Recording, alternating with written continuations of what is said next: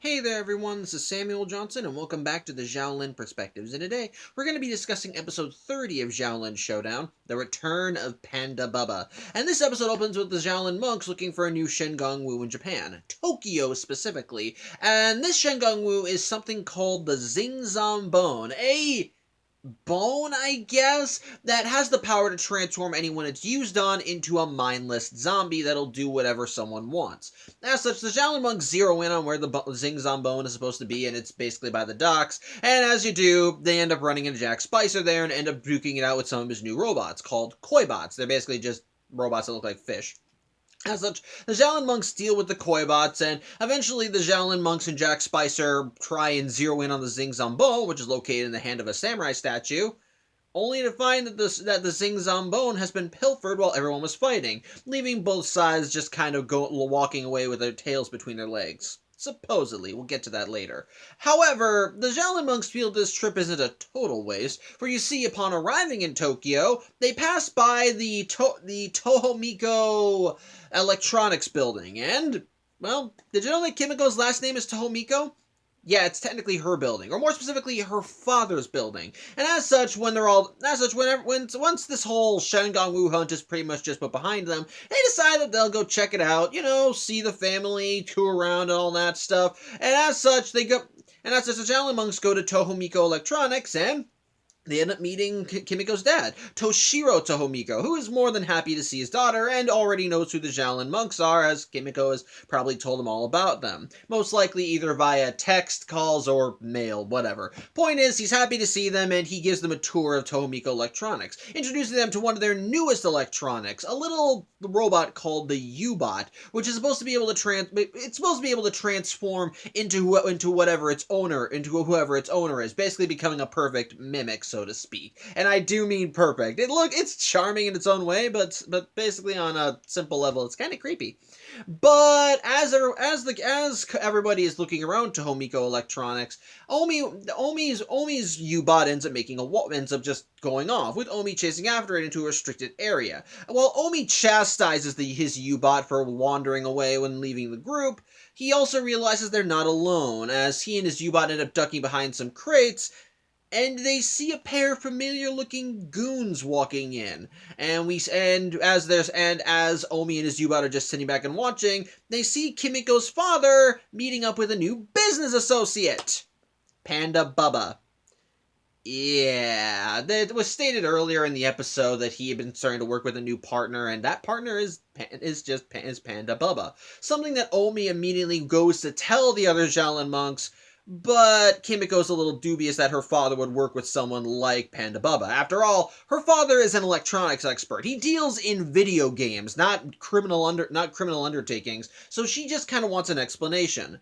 Unfortunately, though, her attempts to try and go see her father and get an explanation are a little hindered, because it turns out that PandaBubba was kind of responsible for the Zingzambone theft. Well, again, sort of. The one who actually stole it was, believe it or not, Jack Spicer. You see, while Jack Spicer's robots were duking it out with the Xiaolin monks, he had another one of his robots basically sneak up behind the samurai statue where the Zingzambone was, and then take it while nobody was looking. It's honestly a pretty effective plan. Distract the heroes over here and then just steal the Wu over there. It's actually pretty nice. What isn't smart, however, is that Jack Spicer made a deal with PandaBubba. He would give PandaBubba the Zingzambone, and in return, PandaBubba would give him a set of new robots. Which PandaBubba does is, after Jack Spicer hands over the bone, he gives him what looks like these more high-tech fish bots that, oddly enough, look more like Jack's robots than the actual Koibots did.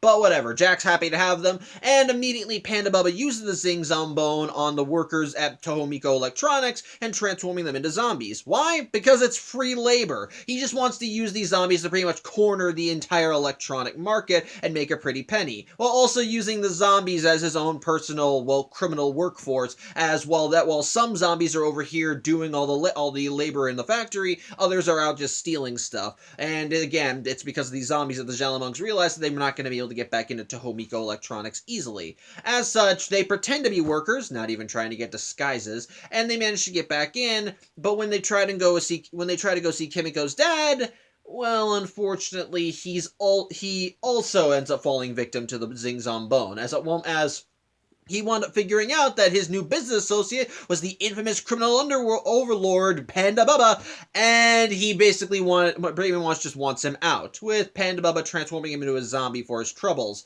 And as a result, when Kimiko and the Xiaolin monks go to meet with her dad, well, and are in his zombified state, he pretty much just tells them to hit the road, which breaks Kimiko's heart. But it turns out that while PandaBubba was busy turning Kimiko's dad into a zombie, Omi's U-Bot made another run for it, and he basically spied on the whole encounter and recorded it, thus assuring Kimiko that basically, yeah, her father is innocent. He didn't know he was allying with PandaBubba, which I find a little stupid, but we'll get to that later. And basically, as he is now, he's just a helpless zombie, and they need to save him.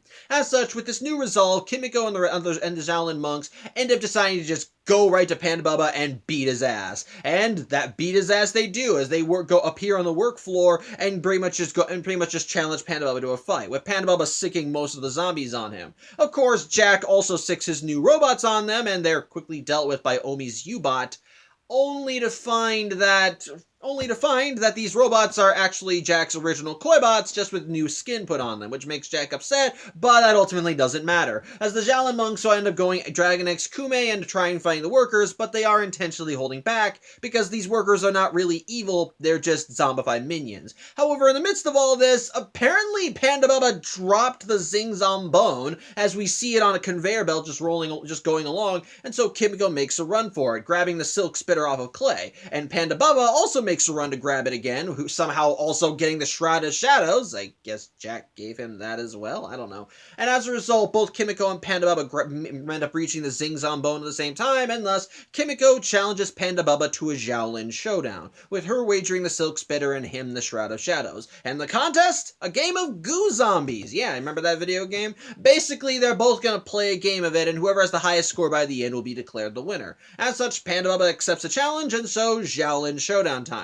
And quite frankly, this is kind of one of my favorites of Season 2, as the challenge for this one, they are actually transported into the video game. The greater world around them doesn't change like it does with most showdowns. In this case, again, they're just in the video game. The other Xiaolin monks are in their new battle armor, but they're basically outside duking it out with all the zombies, while inside the video game, Kimiko and PandaBubba are having their showdown. And unfortunately, Kimiko and PandaBubba aren't really going to have much of a hand, or they're not going to have any advantages over the other, because one, PandaBubba thinks video games are kid stuff, kind of weird considering that he's allying with an electronics guy, but whatever. And for Kimiko, this is Goo Zombies 4, and she didn't even finish the last game. But either way, Xiaolin showdown time. Kimiko and PandaBubba immediately get to work as they start going through the levels, and unfortunately, PandaBubba is actually doing well, as with the Shroud of Shadows, he's able to basically hide from all of the enemies in the game, and he's able to take them out without any of them being able to stop him. And while Kimiko does take out a few herself, sadly, by the end of level 1, PandaBubba's score is even higher than Kimiko's. And as such, when they get to level 2, PandaBubba still keeps racking up the score, and Kimiko herself, while she tries to rack up her score, sadly, she ends up losing both points and health when she ends up trying to go head-to-head with a zombie enemy. And unfortunately, while battling with the zombie enemies in the game, she ends up dropping the silk spitter, which PandaBubba takes advantage of as he takes it and then ends up following Kimiko, as while she tries to use a nearby door, as it's a haunted house level, to try and fight a zombie, PandaBubba decides to cheat a little. Getting tongue-tied. PandaBubba decides to cheat a little and ends up using the Shroud of Shadows to make the zombie invisible, thus giving Kimiko a disadvantage. She does manage to still beat the zombie, and she ends up getting the Shroud of Shadows for her troubles, but by the end, PandaBubba still has more points than her, and thus he's the one that goes on to the final level. Unfortunately for PandaBubba, as he's going through the level, which in this case is a monster factory, he ends up getting overwhelmed by enemies and gets pretty much just glued to the ground via several piles of goo. However, before he can get finished off, Kimiko comes in and takes care of the enemies, and for her troubles, she takes back the silk spitter and keeps the Shroud of Shadows, running off to go face the final boss. Unfortunately, though, she took too much damage from the enemies, so her health isn't really that good. And unfortunately, the giant boss is something out of Resident Evil. I wish I was kidding. It's basically just a giant monster with its brain exposed and muscle everywhere. It's not like horrifying creepy, but it's clear that the designers for this one were inspired by Resident Evil. As such, Kimiko tries to fight the monster, but again, severely outclassed and her health is low. She's not going to beat it. But thankfully, thanks to some conveniently placed power-ups, Kimiko's able to get her health bar way up, and it manages to give her the extra boost she needs to do a judo lay flip right into the monster's face, destroying it for good and thus netting her enough points to technically win the showdown. And as such, she and PandaBubba are ejected from the game, with her winning the Zing Zombone and the Shadows as a result. As such, she used the Zing Zombone to transform all of the workers and her father back to normal, and to try and pour a little bit of extra salt in the wound, she spies the retreating PandaBubba and Jack Spicer, and uses the Zing Zombone on them to temporarily turn them into mindless zombies. So, there you go. As such, from there, the episode ends as Kimiko's dad meets with the Xiaolin monks, thanks them for their help, is happy to have them, and as a thank you, he offers to upgrade all of their U-bots, but Omi doesn't want to upgrade his U-bot. It's his twin. It's perfect in every way. And the episode ends as they cuddle up together. We never see the U-bots again, by the way. So, yeah, that was the return of PandaBubba. It was alright. Probably decent at worst. Honestly, for me, the biggest problems are, I think, some, minor continuity errors from one scene to the next, and, quite frankly, Kimiko's dad kind of being an idiot. I'm just gonna say this right now. How did he not know that his new business partner was PandaBubba? And before you say, well, maybe PandaBubba lied about it. Well, the thing is, PandaBubba wasn't exactly trying to hide who he was. Maybe he could have given Kimiko's dad a different name, but ultimately, everything that he has his hands on has his face and name plastered all over it. How did Xiaolin monks even learn that Toshiro was even partnering with this guy? Was when they were taking a tour of the factory and they saw a bunch of packages with pandas plastered on the sides and the word Bubba above it. Yes, I wonder who that could be. I guess it's just a coincidence that he happens to share a name with this famous leader of the criminal underworld. I'm sure it's just all big, weird coincidence. Right? Those things happen. It's just, I don't know. It just feels so weird that Kimiko's dad doesn't figure out until the beginning of the last third that this guy is this infamous criminal hold on a second. Infamous criminal kingpin. I thought of it. There was a different word I was thinking of, but I can't recall it. Point is, I'm just surprised that Kimiko's dad just doesn't figure it out right away. It's like, this guy's brand is on everything. I feel like at some point, maybe you should take a few hints. Especially since he says that he's a famous criminal in Asia. Just, why, man? But on top of that, like I said, there is the minor continuity errors from one scene to the next. There's one scene where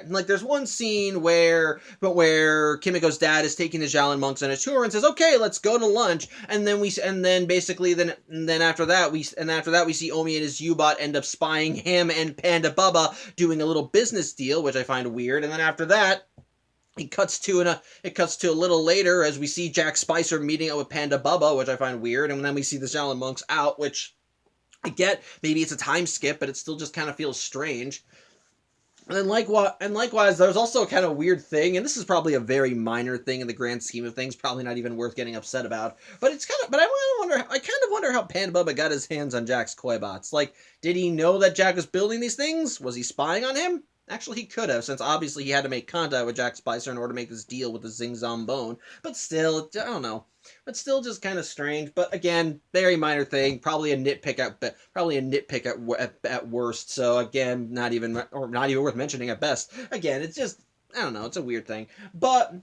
And on top of that, I'm going to say this right now. For an episode that seems to be focused on Kimiko, we don't really learn that much. We don't really see her grow that much as a character in this episode, which I'm not going to get too angry about, because honestly, I do think it's kind of nice to see more of Kimiko's life from before she came to the Xiaolin Temple. It's nice to kind of see those extra layers in there, and I will say it does add a little bit more to her character, seeing how she grew up and what her family was like. And actually, you know what? I'll rescind my criticism, because seeing how this was Kimiko's life before she actually became a Xiaolin monk full time. it kind of makes sense why she is the way she is. Kimiko as a character is kind of fiery, which I know she's the Xiaolin Dragon of Fire. Who would have thunk it? But the thing is, she's always kind of prideful, and she sees herself, and while she doesn't like actively biased towards like her own skills in a lot of occasions, at the same time, she is kind of a little full of herself. And okay, let me rephrase that. Kimiko, for the most part, is a kind soul. She's kind, she's friendly, and she knows when to help out her friends. But she also can be strong, she can be brash, she can be a little hot-tempered, and she basically she has a short fuse. And the thing is, while at the end of the day she is a good person, these are flaws that are apparent when you actually do watch her in a few episodes. And quite frankly, seeing how she grew up actually does kind of explain that a little. And as the thing is, her family's loaded. Apparently, her dad got her every kind of electronic toy that she would have ever wanted when she was a kid, and she practically had to the point where she had to practically beg him just to buy her clothes. Basically, Kimiko probably grew up with a want for nothing. She still grew up in a family, in a home of love, because her dad, while being this rich entrepreneur, was ultimately a kind soul who respected his workers, who respected his daughter. Hell, in his main office is like a shrine to all these electronic gizmos, but there's still a picture of Kimiko up there just being happy. It's clear that he did love his daughter and at least still tried to give her the time and love that she needed. But at the same time, growing up in this environment might have still given her a little bit of an attitude, so to speak. After all, she wanted for nothing. And while she was never actively angry or cruel or even a jerk, at the same time, that would help explain why she has some of the fiery attitude that she does. I feel like that growing up in this environment with wanting for nothing probably would have that effect on someone in some way. But again, so it's a little minor thing, so I'll give you that. I'll at least give you that. I'll rescind my criticism that the episode doesn't really add anything to Kimiko's character. It adds a little bit, but at the same time, and this is a criticism for the show, I feel like she could use more development in other areas. So, there you go. With that said, the rest of the episode is fine, quite frankly. I say it's fine. When it comes down to PandaBubba, I still like him. He's still a lot of fun and still kind of a joy to see as a villain of the week, so to speak. As he still kind of carries himself to the same gravitas that he did when we first saw him, while still being able to interlace his signature brand of humor, as he does still take joy in being a jerk to people, screwing over Jack Spicer. He still has the ambitions of basically owning the criminal underworld, except now he's doing it from a different angle, as now he's trying to take over the Japanese technological market, which, again, smart move, but again, still wonder why Kimiko's dad didn't realize who this guy was. So I'm still but at the same time, I still like that. And he still does manage to get in some good lines, yeah, he still managed to get in some good lines. When Kimiko challenges him to a Xiaolin showdown, he just smugly says, "All right, but we'll have to make it quick. Your father's giving me a foot massage in an hour," before he just starts laughing maniacally. Or during the showdown, when Kimiko goes to face the boss, she says, "You'll never defeat the creature. Your health is too low. You will be defeated, and I'll be glad. I tell you, you hear me? Glad." I don't know. I do find that legitimately funny. He's still a honestly fun villain. Still carries the weight to him that he needs, but honestly still fun to watch. So overall, I think his return is handled well enough. I feel like this first appearance probably carried more to him, as that one definitely helped emphasize more of how much of a big name he was in the criminal underworld. But overall, this next appearance I think still does him well, and I don't have any negative notes here. Overall, I do still like it. And likewise, the stuff with the showdown, actually pretty damn creative. Like I said, this is probably my favorite showdown in season 2. The outer world doesn't change, but in terms of setup, it's probably the most creative. Having both combatants get literally transported into a video game and have to run through it, racking up points, while outside the other Xiaolin warriors are still doing their own thing because they're not affected by what's going on in the showdown for once. I do kind of like that. It is pretty darn. I do think that's actually a pretty interesting angle to take with the Xiaolin showdown. If I have to give another minor complaint, I don't know.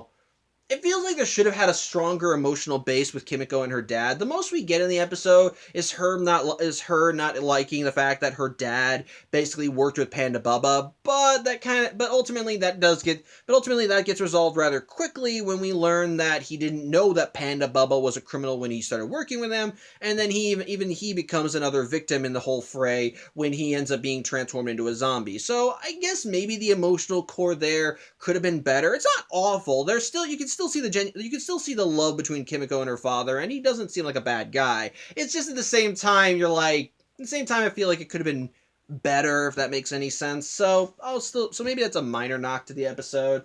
But overall, I